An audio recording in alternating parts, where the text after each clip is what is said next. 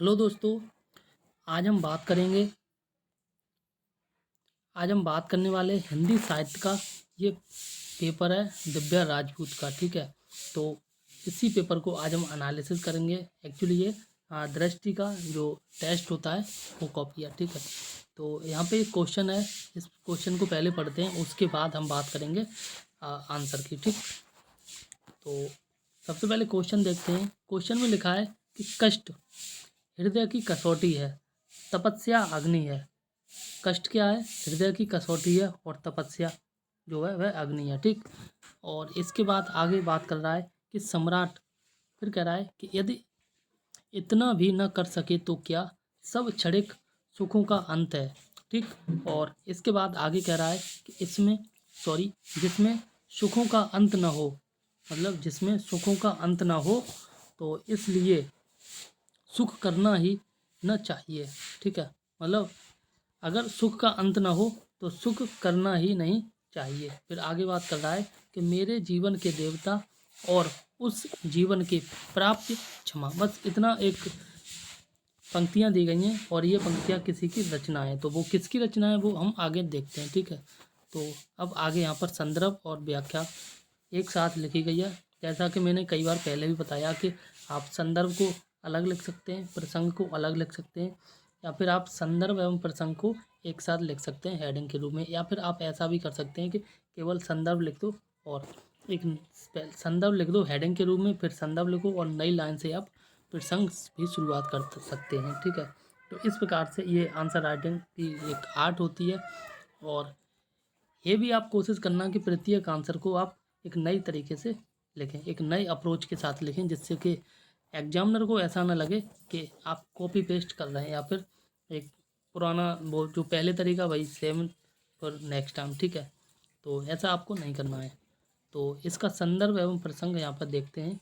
तो ये देखने से पहले आपसे रिक्वेस्ट है, अगर वीडियो अच्छी लगे तो प्लीज़ वीडियो को लाइक कर दें, दोस्तों में शेयर कर दें, और चैनल को भी सब्सक्राइब कर लें इसी प्रकार की बहुत सारी वीडियो पाने के लिए।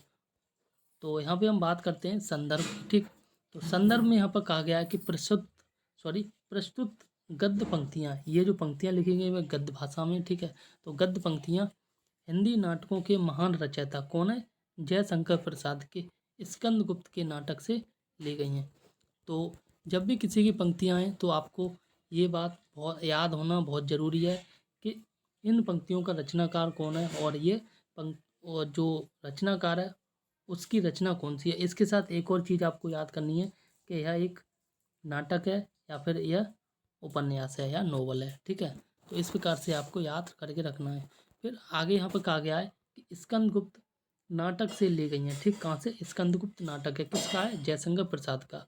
अब देखो संदर्भ एवं प्रसंग ठीक था। ठीक है, तो पहले संदर्भ कह दिया नई लाइन से, अब यहाँ पर प्रसंग की बात की जा रही है कि ये पंक्तियाँ स्कंदगुप्त द्वारा प्रेम प्रस्ताव दिए जाने पर देव सेना द्वारा कही गई हैं। ठीक है, तो यहाँ पर कहा गया, मतलब एक तरह से कह सकते हैं ये प्रेम प्रसंग की एक नाटक है, जिसमें स्कंदगुप्त ने प्रेम प्रसंग दिया था। वो किसे दिया था? देवसेना को। ठीक है, देवसेना को दिया, तो उसी के द्वारा से संबंधित ये पंक्तियाँ हैं। ठीक, और अब बात करते हैं हम इसकी व्याख्या।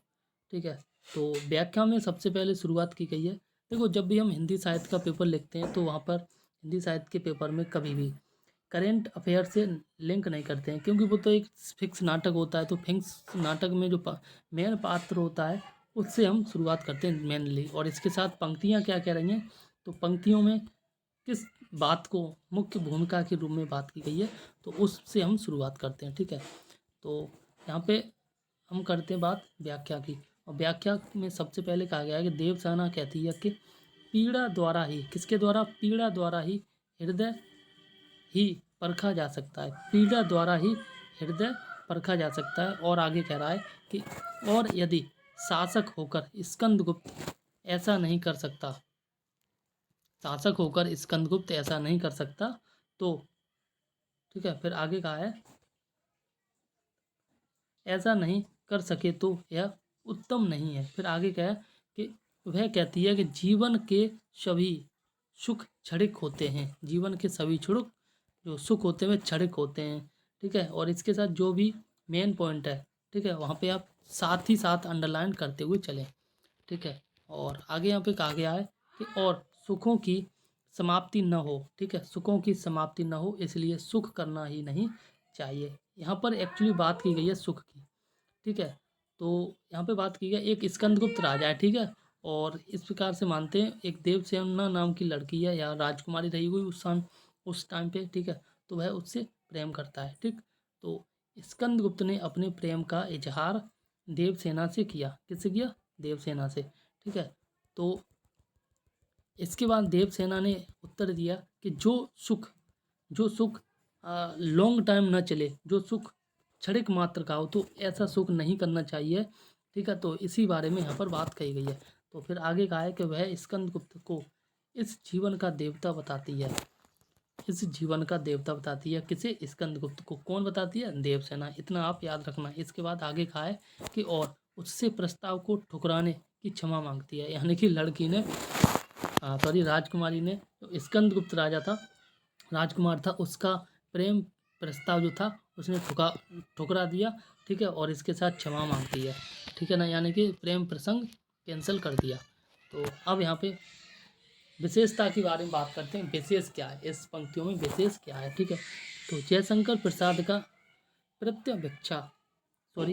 प्रत्यभिज्ञा और आनंदवाद दर्शन व्यक्त हुआ है, ठीक है, जिसके अनुसार सुखों को क्षणिक बताया है, ठीक है।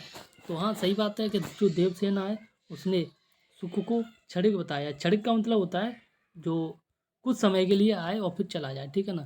तो इसी प्रकार से आगे बात कही गई है कि देवसेना का चरित्र छायावादी दृष्टि से प्रेरित है और जो मानवता की सेवा के लिए व्यक्तिगत हितों का त्याग करती है, ठीक है। और इसी प्रकार से आगे कहा गया है यहाँ पर, और आगे कहा गया है कि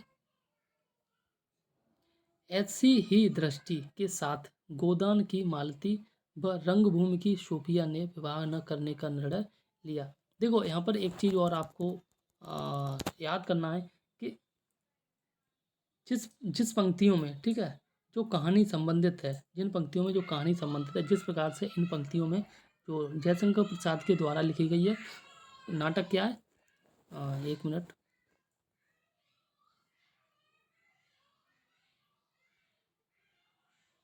नाटक आपका ये स्कंदगुप्त है ना, ठीक है, स्कंदगुप्त ही जयशंकर प्रसाद का नाटक है और इसमें प्रेम प्रसंग के बारे में बात की गई है।